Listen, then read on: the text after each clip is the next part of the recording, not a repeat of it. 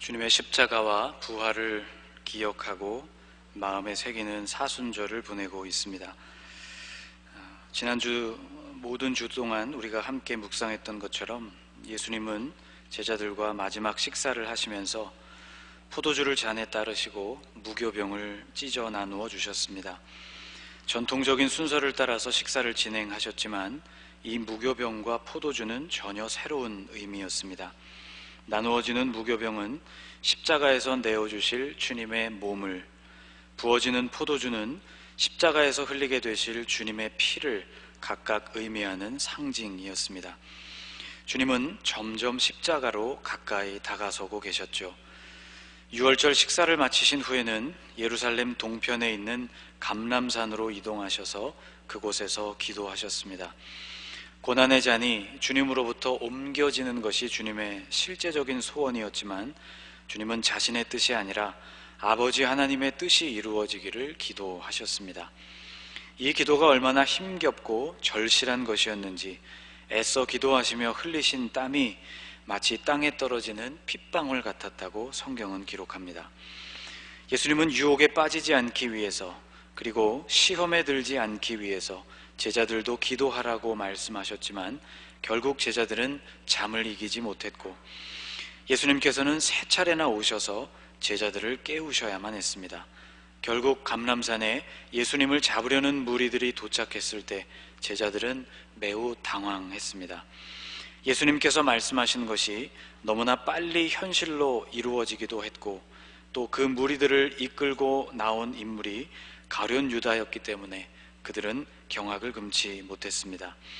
칼을 휘두르면서 대항하는 제자들도 있었지만 결국 제자들은 모두 뿔뿔이 흩어지고 말았습니다. 같은 장 14장 50절에는 이렇게 기록하고 있습니다. 제자들이 다 예수를 버리고 도망하니라. 제자 중 한 사람 베드로만이 예수님을 지켜보았습니다. 베드로는 예수님을 따라 나섰죠.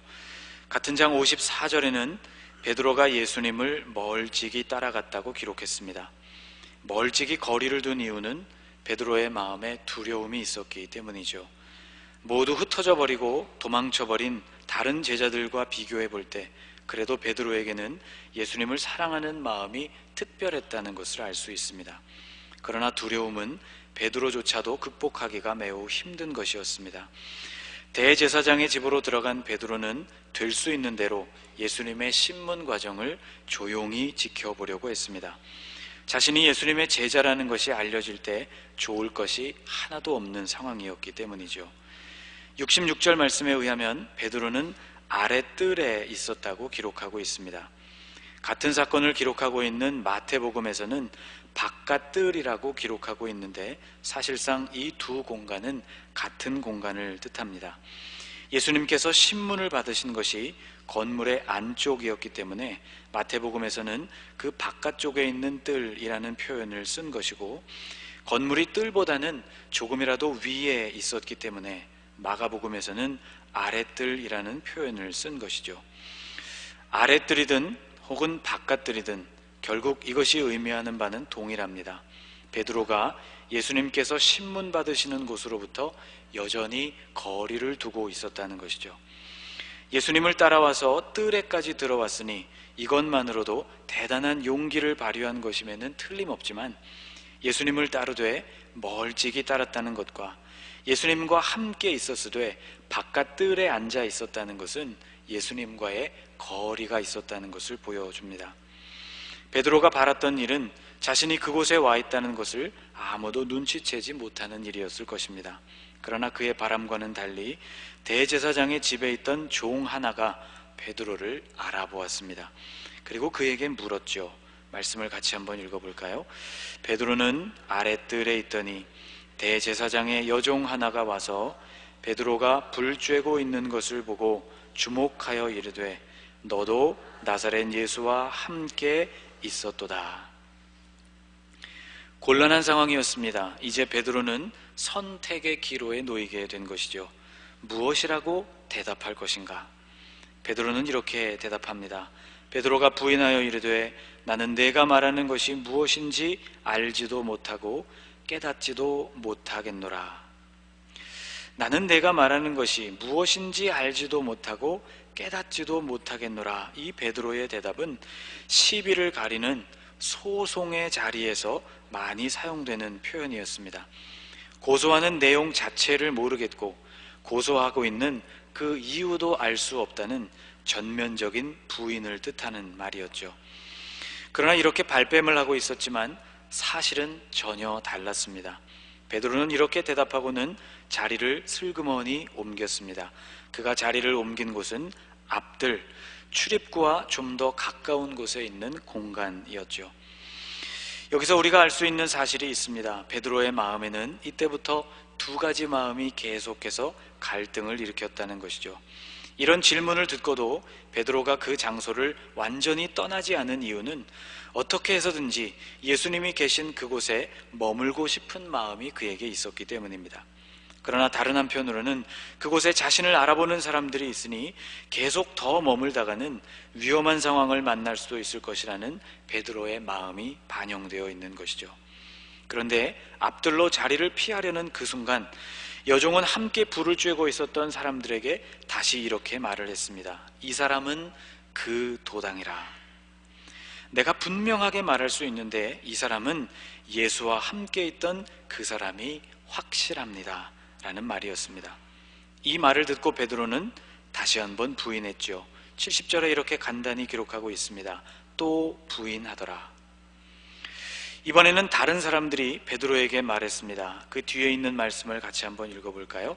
조금 후에 곁에 서 있는 사람들이 다시 베드로에게 말하되 너도 갈릴리 사람이니 참으로 그 도당이니라.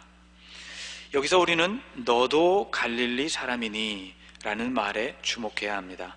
그들은 자리를 피하려는 베드로의 행동을 수상쩍게 생각했을 뿐만 아니라 베드로가 갈릴리 출신이라는 것을 알아보았던 것이죠. 그들은 어떻게 베드로가 갈릴리 출신인 것을 알게 되었을까? 이 세 번째 질문이 마태복음에는 이렇게 기록되어 있습니다. 같이 한번 읽어볼까요? 조금 후에 곁에 섰던 사람들이 나와 베드로에게 이르되 너도 진실로 그 도당이라. 내 말소리가 너를 표명한다 하거늘. 여기 나오는 내 말소리란 바로 베드로가 사용하는 억양을 뜻합니다. 이스라엘 지역을 간단하게 그려놓은 지도입니다. 갈릴리는 여러분이 아시는 것처럼 이스라엘 최북단에 위치하고 있는 지역입니다. 반면 예루살렘은 최남단 지역, 유다 지역에 속한 도시였죠. 세계 어디나 지방색에 따른 발음과 억양의 차이가 존재합니다. 우리와 북한도 그렇고 우리나라 안에서도 지역에 따라서 억양이 다릅니다. 이스라엘도 그랬죠. 외국 사람이라면 모를까 이스라엘 사람이라면 그 미묘한 차이를 알아챌 수가 있었습니다. 성경에는 출신 지역을 반영하는 말투에 대한 기사들이 종종 등장하는데 대표적으로 사사기 12장 같은 본문을 들 수 있습니다. 사사 입다라는 사람이 등장하여서 이스라엘을 구원한 이후에 요단강 동쪽에 살고 있었던 길르앗 사람들, 입다와 함께 이스라엘을 구원했던 그 사람들과 요단강 서쪽에 살고 있었던 사람들, 에브라임 지파 사이에 전쟁이 일어났습니다. 이 전쟁에서는 길르앗 사람들이 승리를 거두게 되었는데 그들은 전쟁에 패하고 고향으로 돌아가는 에브라임 사람들을 끝까지 추격했습니다. 에브라임 사람들이 자신들의 고향으로 돌아가기 위해서는 요단강을 건너서 서쪽으로 가야만 했는데 길르앗 사람들은 요단강의 모든 나루터를 다 점령하고는 강을 건너가려는 사람들 중에 에브라임 사람들을 걸러냅니다. 에브라임 사람인지 아닌지를 구별하기 위해서 그들은 특정한 단어를 발음하게 했습니다. 바로 쉿볼렛이라는 단어였죠. 에브라임 사람들은 쉬라는 발음이 잘 안 되었기 때문에 대부분 이 단어를 십볼렛이라고 발음하는 것이 일반적이었습니다.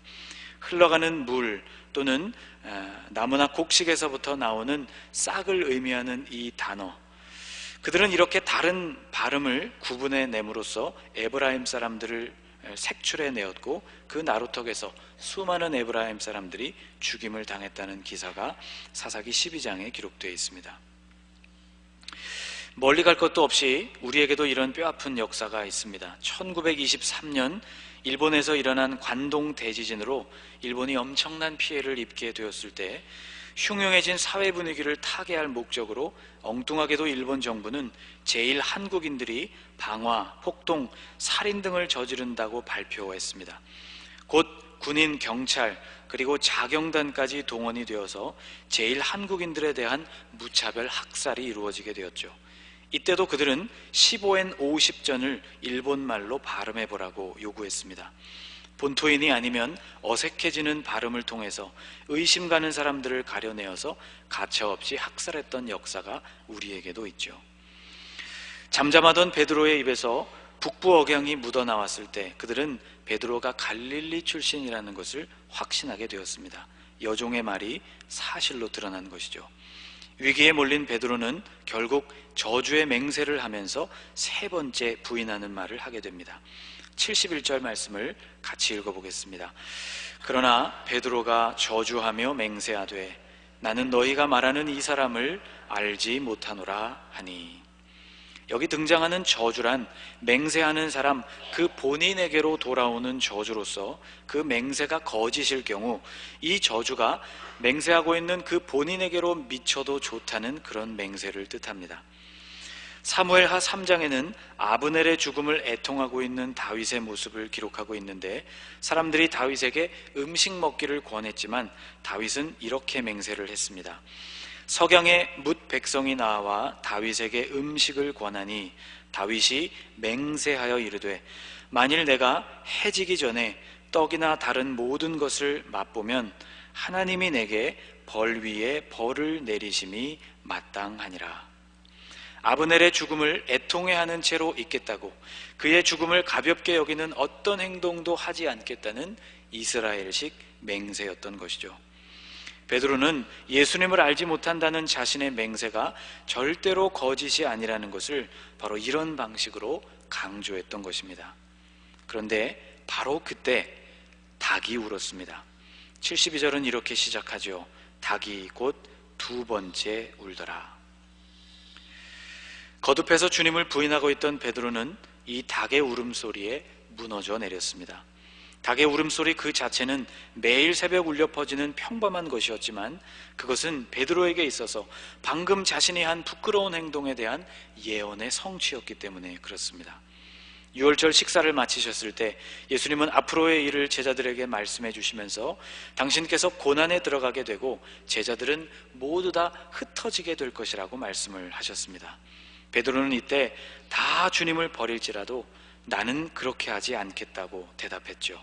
이 말씀을 들으신 예수님께서는 바로 이 말씀, 내가 진실로 내게 이르노니 오늘 이 밤 닭이 두 번 울기 전에 내가 세 번 나를 부인할 것이라는 말씀을 들려주셨습니다. 차라리 예수님과 함께 죽는 편을 선택하면 선택했지 주님을 부인하는 그런 일은 나에게 결코 없을 것이라고 자신했던 베드로였죠.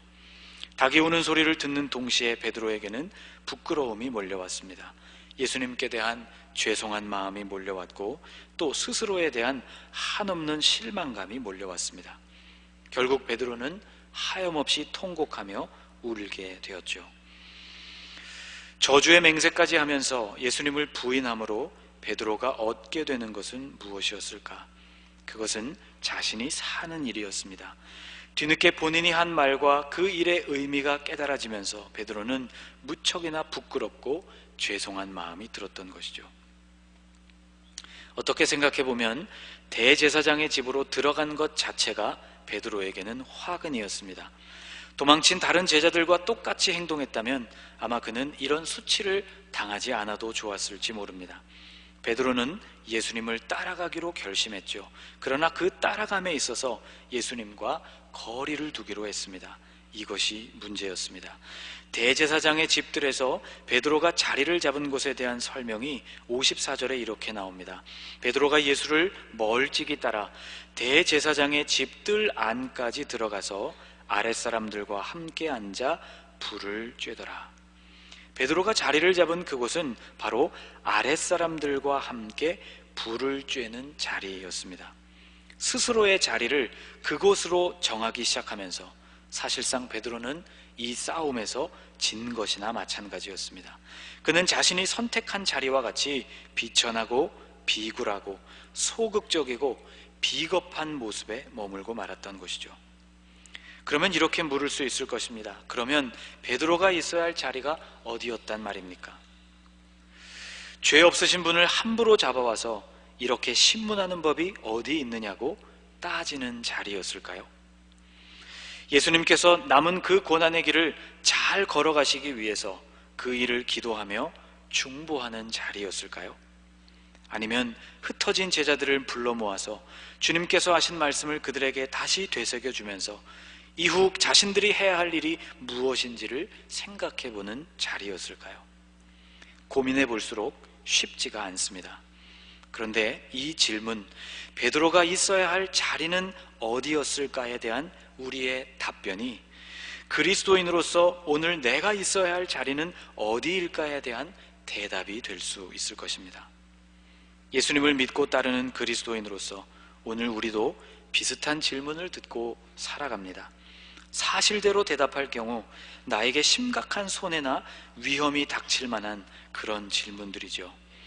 세상에서 그리스도인으로 살아간다는 것은 바로 이런 질문들 앞에 내가 어떤 대답을 내놓을 것인가를 선택하는 과정이라고 말할 수 있습니다. 사랑하는 여러분, 진실을 말할 수 있는 용기가 생기실 수 있기를 축복합니다. 우리 안에 있는 믿음을 드러낼 수 있는 담대함이 생겨나실 수 있기를 축복합니다.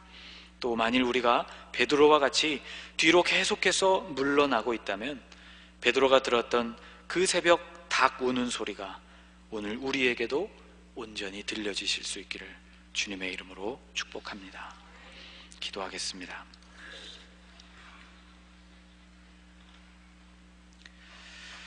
예수님, 우리는 두렵습니다. 멀찍이 주님을 따라갔던 베드로, 아랫뜰에서 불을 쬐고 있었던 베드로, 사람들의 질문에 고개를 가로젓는 베드로의 모습이 우리와 너무나 닮아 있기 때문입니다. 그래서 부끄럽습니다. 상황은 달랐지만 우리에게도 예수님을 시인하지 못할, 그렇게 하지 않는 상황들이 있었음을 고백합니다. 주님, 용서하여 주옵소서. 우리의 믿음의 고백이 어떤 상황에서도 달라지지 않기를 원합니다. 누구 앞에서도 변함이 없기를 소망합니다. 그 고백으로 상상할 수 없는 피해와 어려움이 우리에게 닥친다고 해도 그 고백을 바꾸지 않기를 소원합니다. 하나님, 우리의 마음을 붙들어 주옵소서. 사순절 네 번째 주일을 시작하는 우리의 마음에 주님의 십자가가 다시 분명하게 보여지게 하시고 거기서 흘리신 주님의 보혈이 우리의 가슴에 선명하게 새겨지게 하여 주옵소서. 예수님의 이름으로 기도하옵나이다. 아멘.